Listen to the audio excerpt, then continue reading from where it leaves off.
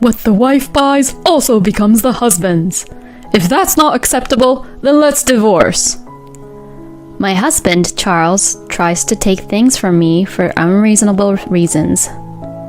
He even tries to give things I bought for my parents to my in-laws to make himself look good.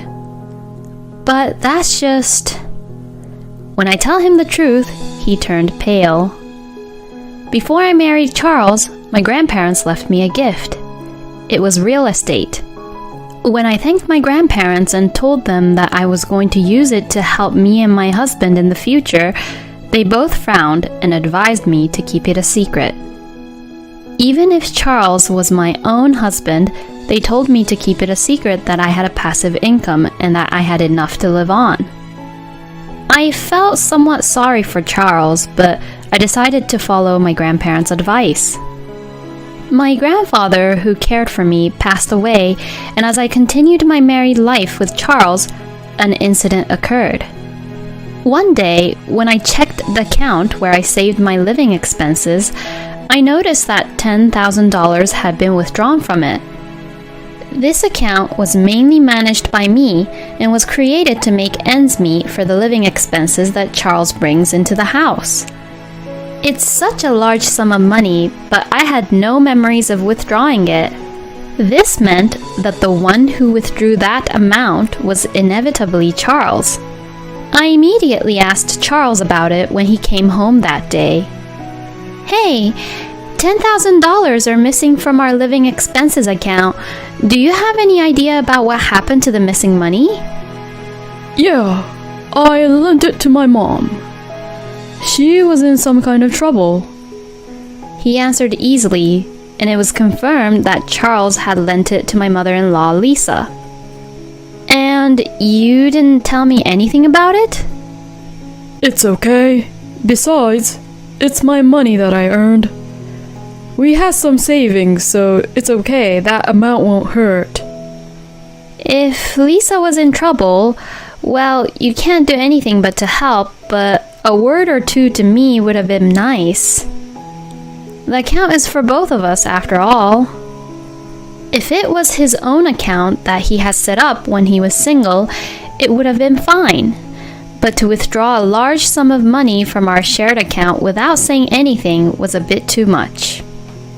When I sighed heavily at Charles's selfishness, he frowned and gave me a look that looked very irritated.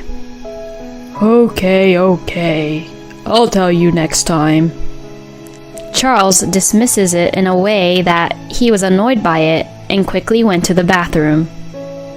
I didn't feel good at all at what had happened.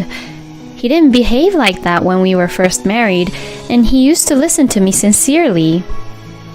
Is this what changing is like in a married relationship? A few days later, I had no choice but to go to my parents-in-law's house to hand over a package that had been sent to our house by mistake. Oh, Megan, thanks for coming all the way here. Why don't you come in since you came all the way? I had intended to leave them at the entrance, but I couldn't really refuse my parents-in-law, so I went to their living room to have a cup of tea. As I did so, I noticed a variety of things. Luxurious cosmetic products, glamorous clothes, health products. Oh, my wonderful son gave them to me as a gift. There were $10,000 in the bank account after all, so it's only natural to spend it in such an obvious way. However, after knowing that Lisa was in need of money, in which Charles had lent her the money, I didn't really feel good about the fact that it was all spent on her luxurious products. As I sipped my tea without any smiles, my in-laws broke their smiling faces and said to me with a frightened look on their faces, as if they were threatening me. My son is such a nice, wonderful boy who gets gifts for me, but what about you? That's right. As his wife, are you serving my wonderful son well? There's something fishy going on. I heard, He said that he gets blamed a lot from you for taking out the money to spend for me. I completely understand now. Charles had told my parents-in-law as if he was the victim for doing something good, which would explain why they looked at me with fear. I gradually grew tired of my in-laws and my husband. I had never expected to be treated so horribly and neglected like this. And finally, I began to think about divorce.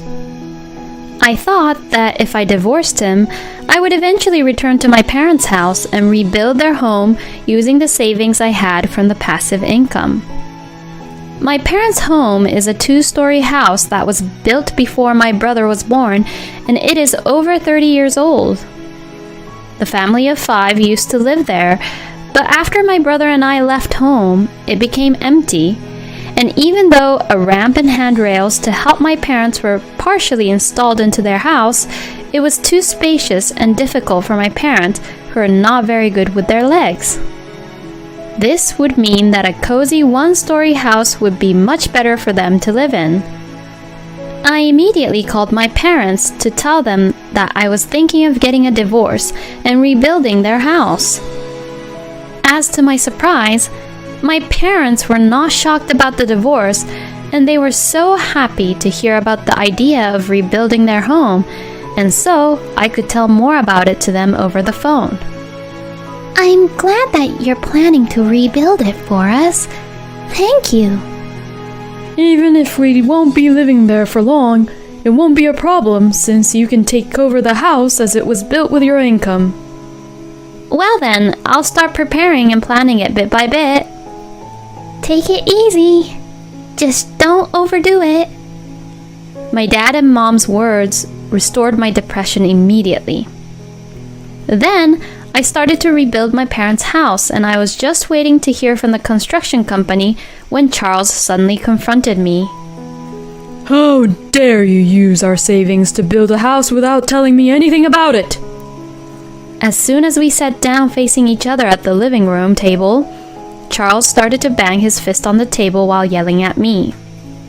He continues to yell without regarding any of my feelings.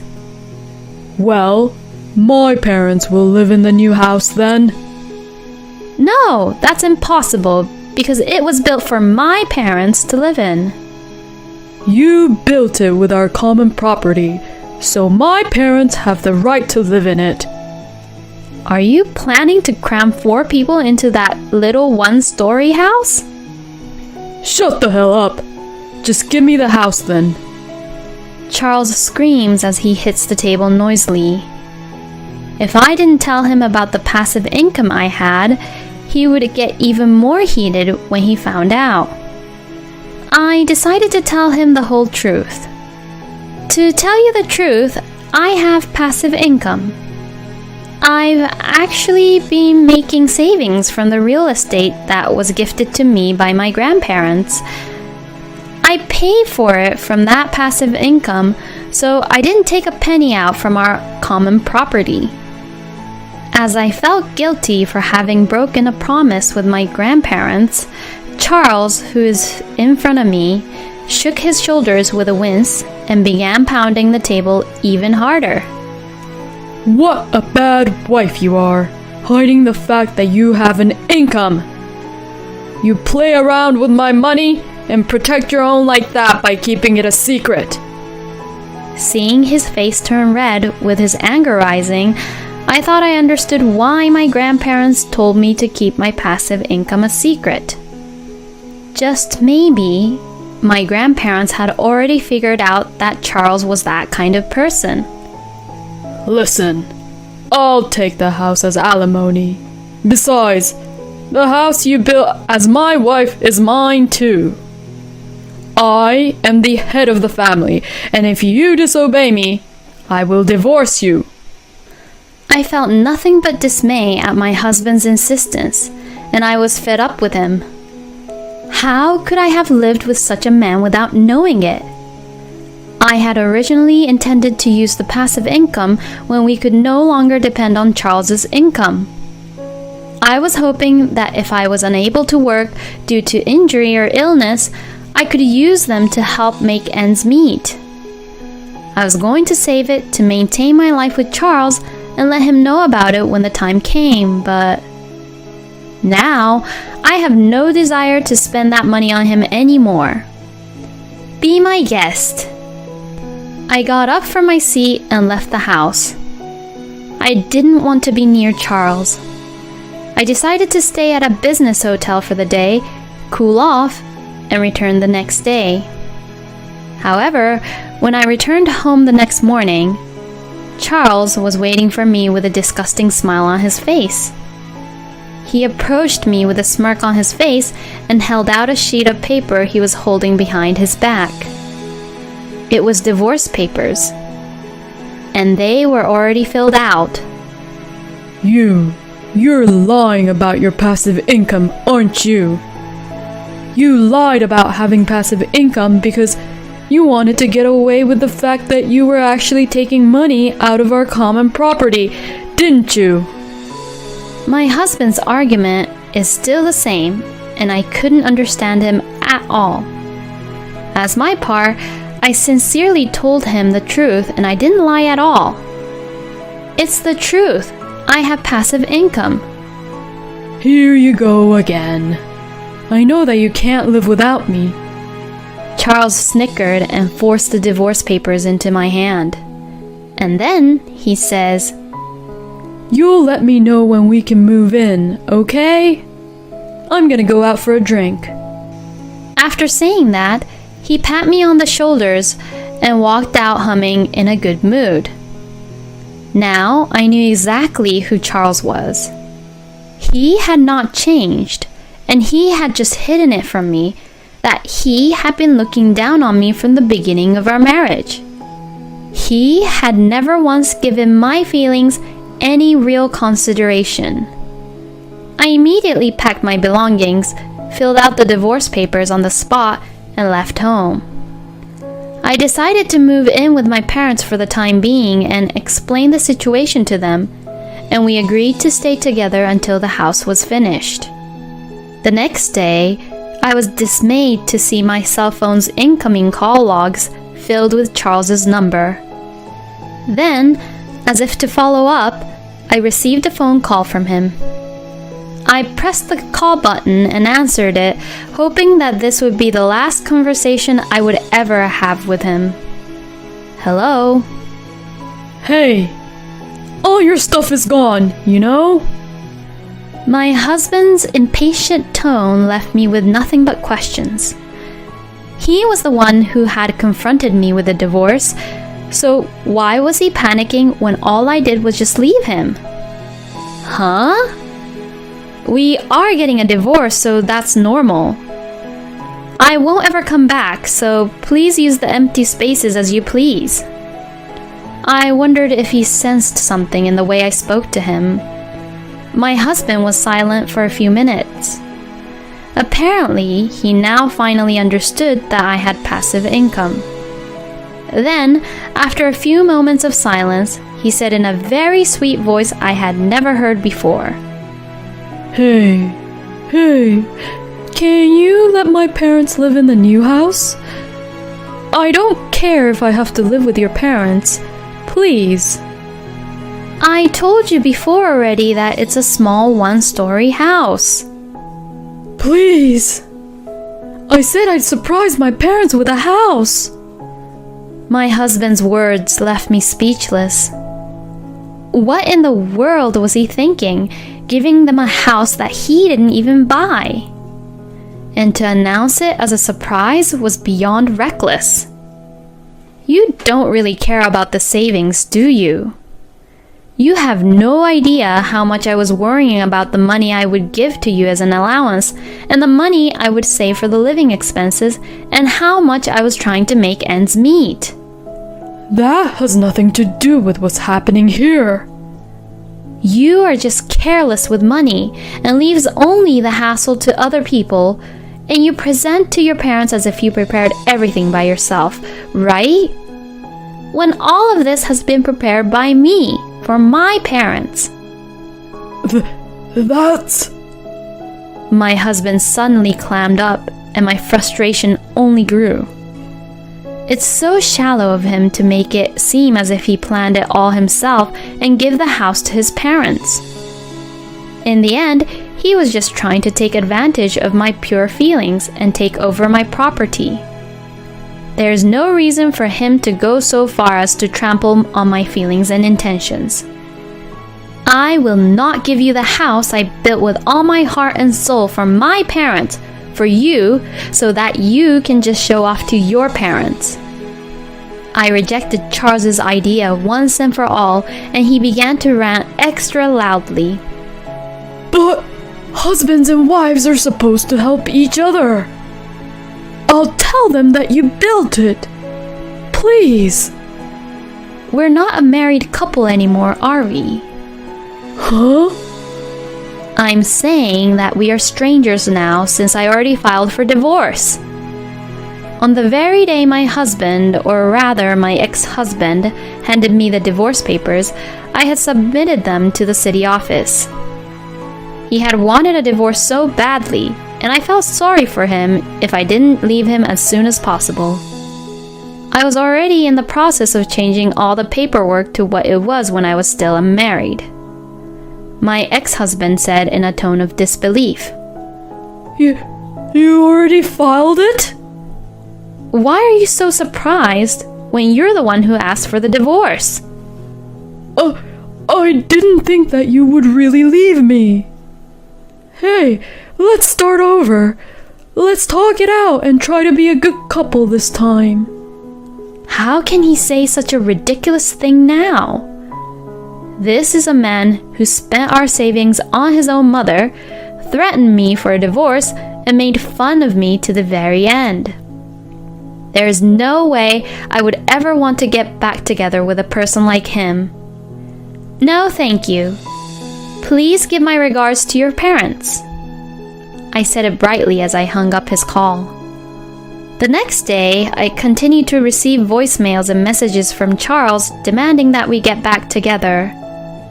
He told me that we could still start over, that he loved me, but I felt that he was only after my property and fortune. In order to completely cut ties with him, I immediately blocked all contact information related to him and his parents. In the meantime, the house was rebuilt, and my parents and I moved into our new house and are living comfortably.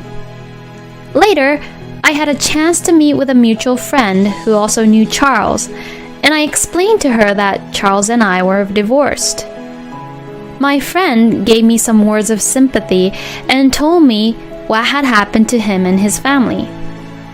First of all, my ex-husband suddenly submitted a letter of resignation at his workplace, saying that he no longer needed to work hard because he had acquired real estate, and no one at the company could get in touch with him. However, the next day, he apparently offered to withdraw his resignation letter. His bosses, of course, lectured him about how he suddenly disappeared without any prior notice, and what leaving only his resignation letter had caused, and that he didn't realize how much trouble he had caused the employees around him. The company had asked what was going on with him, but there was no way Charles could say that he was relying on his wife's income, so he tried to lie about his situation. However, in the end, the company easily found out the reason why he had a divorce with me. He could no longer make up any lies, and the company had refused him to be rehired. Charles, who had made fun of my passive income, saying it was probably a lie anyway, was trying to take advantage of my earnings. As well as showing off to his parents to give them a house as a present, he didn't think about me or our future whatsoever. When I think of that, I no longer have any feelings for my ex-husband. In fact, I feel refreshed. I heard that my ex-husband has returned to his parents' home, but his parents must have been very hard on him because he is now trying to find himself a new job. But he seems to be having a hard time finding a new job because of the reason why he left his last job. I can only say that he got what he deserved. As for me, I live with my parents in a house I built myself. I have a job I always wanted to do, and I am enjoying my life. I have been saving my passive income for Charles and our future, but now I will use it in the future to support those who have been supporting me.